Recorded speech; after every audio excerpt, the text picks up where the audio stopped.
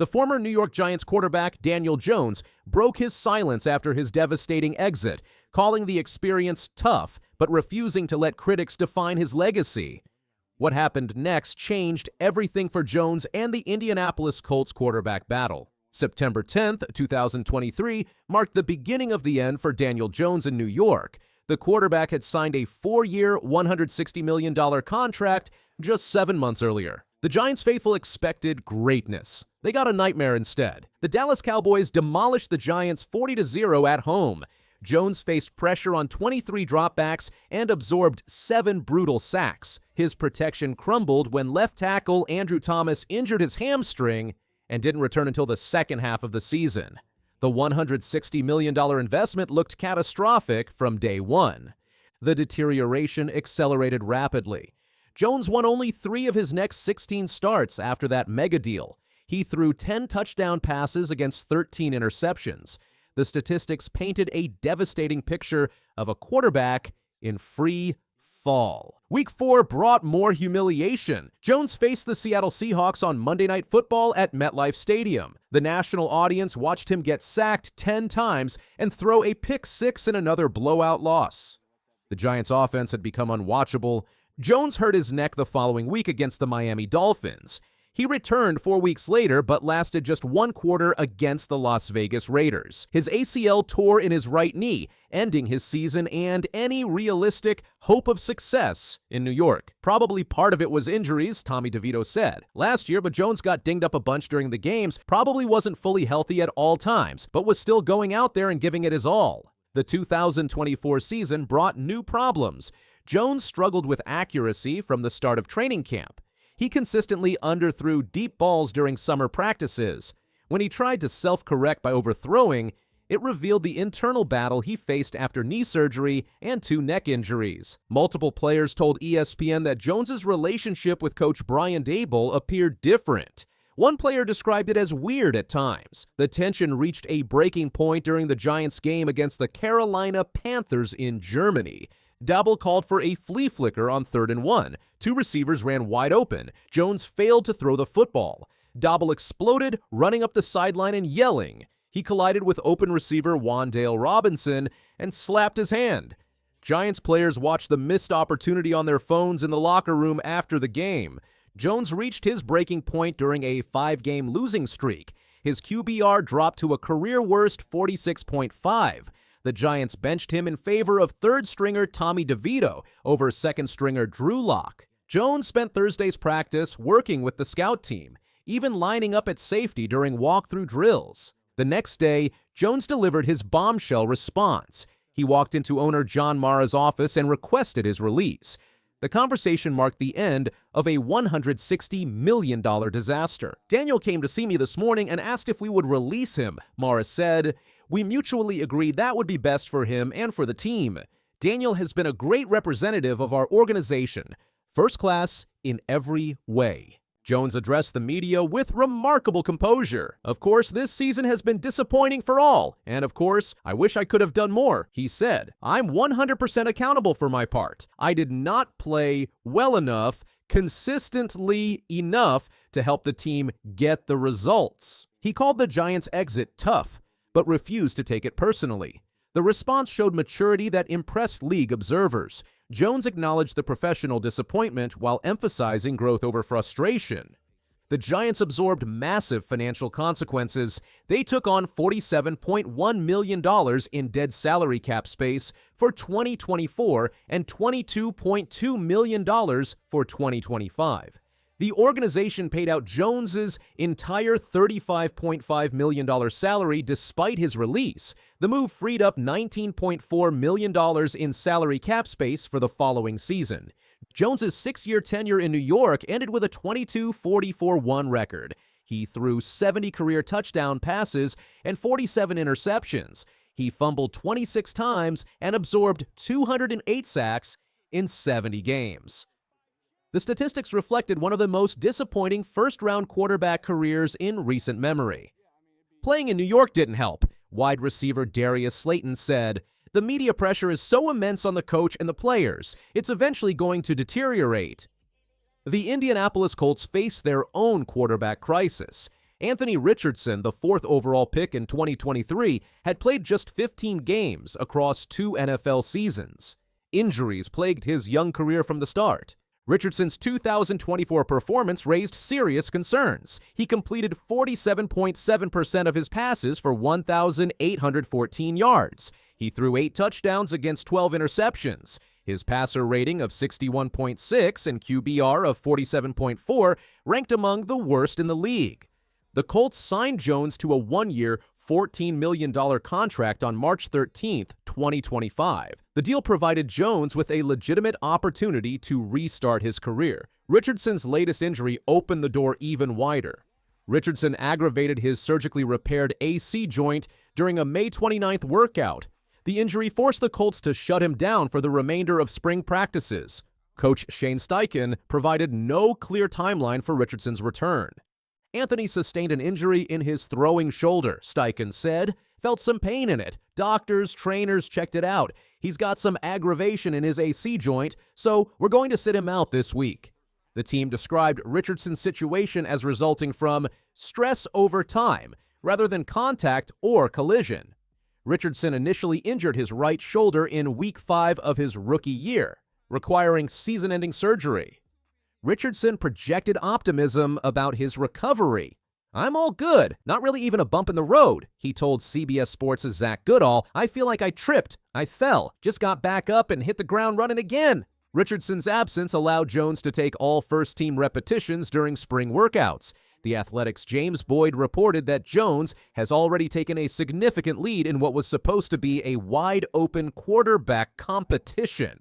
"Daniel Jones is QB1 for now," Boyd wrote. The Colts signed the ex-Giants/Vikings quarterback in free agency to challenge Anthony Richardson for the QB1 title in Indy, and Jones has already taken a significant lead in what was supposed to be a wide-open quarterback competition. Jones impressed the coaching staff with his command of the offense.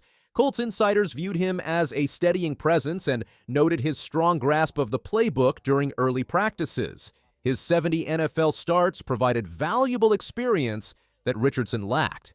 The quarterback competition featured 2 former first-round picks seeking redemption. Jones was drafted 6th overall in 2019. Richardson went 4th overall in 2023. Both players faced questions about living up to their draft positions. Richardson's injury history created additional pressure. He played just 4 games in his rookie season and 11 games in 2024. His 3rd NFL season represented a crucial opportunity to prove his worth as a top 5 draft pick. Jones brought veteran leadership and support from former teammates. Running back Saquon Barkley and lineman Nick Gates praised his character and leadership qualities. The endorsements carried weight given their first-hand experience with Jones. The Colts entered a new era following Jim Irsay's passing. His daughter, Carly Irsay Gordon, assumed control of the franchise. The ownership change placed additional scrutiny on the front office and coaching staff. The new owner might not immediately place anyone on the hot seat. However, she could take prompt action if results don't meet expectations. The quarterback decision became even more critical under the new leadership structure. The Miami Dolphins have been searching for a trade partner for Jalen Ramsey for a couple of months now. Nothing has materialized. Multiple teams are interested and willing to make a deal, but the Dolphins have yet to pull the trigger on any agreement. Los Angeles appears to be the most likely destination for the $72 million cornerback. The Rams are the team with which Ramsey won Super Bowl 56. Head coach Sean McVay remains high on his former player despite the complexities surrounding a potential reunion. He is a total stud, and you look at, obviously, he has continued to play at a really high level. He and I have kept in great touch, even since we ended up trading him to Miami. Special competitor, great person, great father, McVay said. The Rams have consistently preferred Ramsey as their choice if they were to trade for a cornerback this offseason. That preference still holds true today. McVay recently revealed what's actually holding them back from making a move right now. Sean McVay delivered a brutal assessment of the obstacles preventing the Ramsey reunion. The coach acknowledged that real barriers exist that could prevent the trade from occurring. McVay said, "Usually those are scenarios and situations that you have to have plans in place prior to executing some of the decisions that have occurred. Definitely don't want to rule anything out, because we're always open-minded, to onboarding and acquiring quality players and people like him if we're able to do that. But there would be some obstacles that are real, that are in the place of maybe preventing that from occurring. The primary obstacle centers on Ramsey's massive contract. The 30-year-old cornerback signed a 3-year, $72.3 million extension with the Dolphins ahead of the 2024 NFL season. He will be due $91.8 million in total cash over the next 4 years.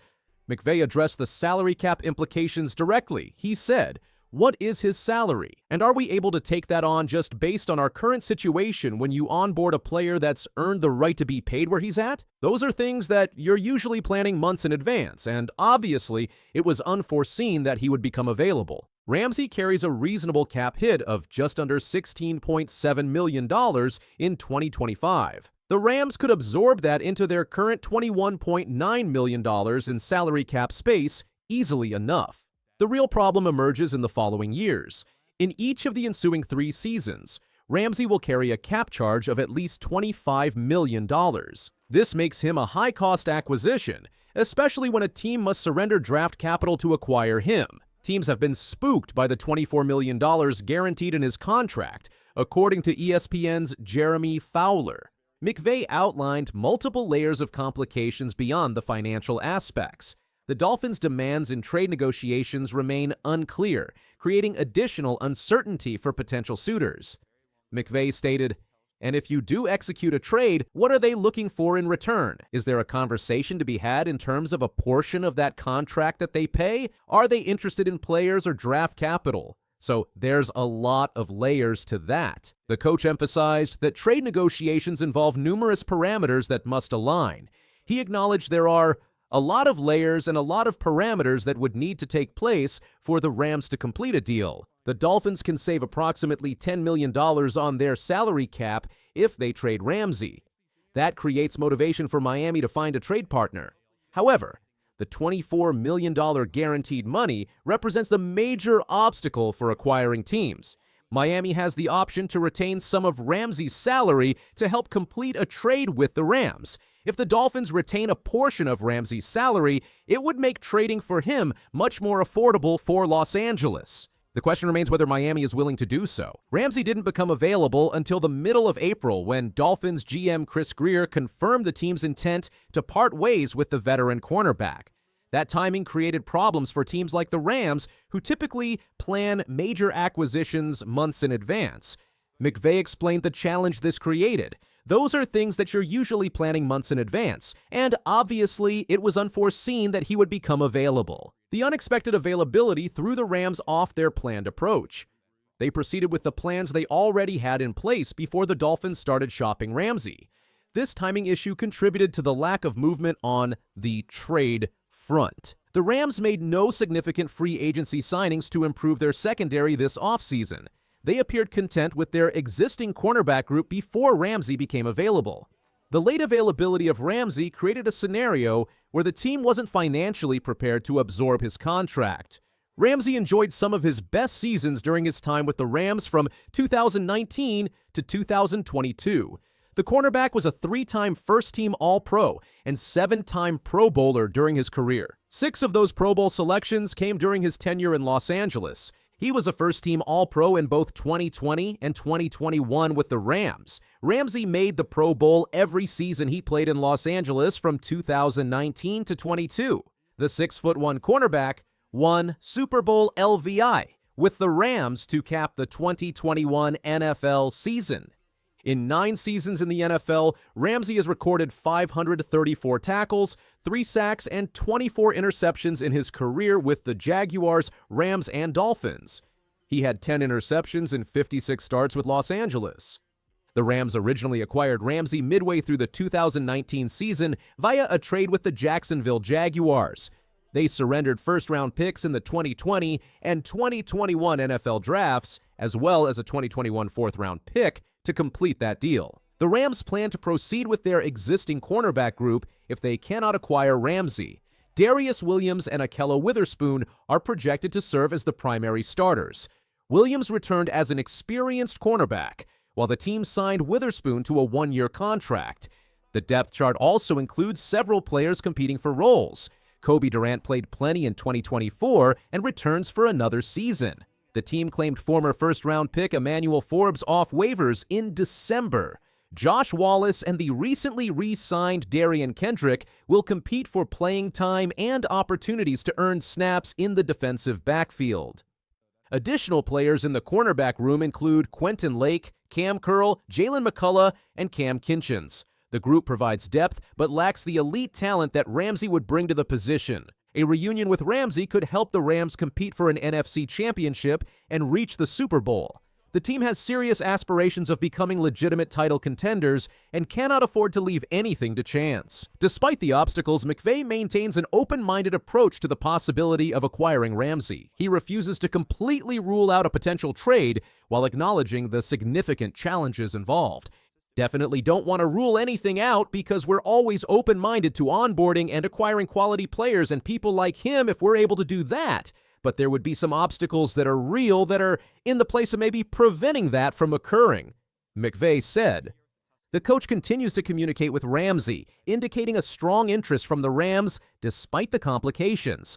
McVay and Ramsey have kept in great touch since the trade to Miami, demonstrating the positive relationship between coach and player. However, McVay appears to be throwing cold water on expectations that a deal will come together. His comments suggest the obstacles may be too significant to overcome without major concessions from one or both sides. ESPN's Peter Schrager said at the end of May that he hasn't gotten the sense that the Rams are banging down the doors for the Miami Dolphins to trade them Jalen Ramsey. McVay's recent comments appear to echo that sentiment. The lack of movement and news on the trade front supports this assessment. Several teams are interested in trading for Ramsey, but no formal offers have been made. The negotiations have stalled despite significant interest from multiple teams.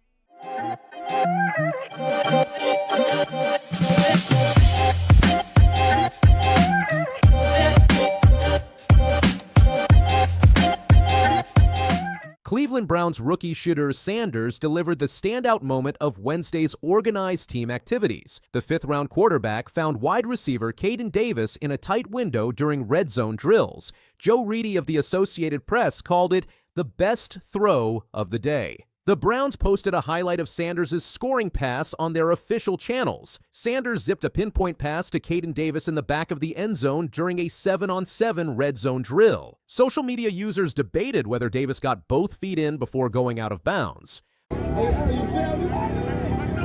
Yeah, look, we don't got the same clothes, I ain't got the same Offensive coordinator Tommy Rees praised Sanders' preparation and work ethic. He's worked his tail off, Rees stated. The coordinator emphasized Sanders' mental approach to learning the system. He's worked his tail off. He's really put in a lot of work, as was like all those guys are. But you could tell on the mental side of the game and learning the system and calling it and having that rhythm to it. He's put a lot of work and time and effort into that. And then when you do that, the game starts to slow down and you can focus on finding completions. He's done a nice job of that as camp's progressed. Sanders faces a four-way quarterback competition heading into the 2025 season. He competes against veteran Joe Flacco, former first-round pick Kenny Pickett, and third-round rookie Dylan Gabriel. Head coach Kevin Stefanski approaches the situation with an open mind. The order of players could shift from day to day. Sanders did not take any first-team reps during Wednesday's workout. Cleveland media noted this development. Daniel Oifusi of ESPN reported that Sanders was the only quarterback among the four not to receive first-team snaps.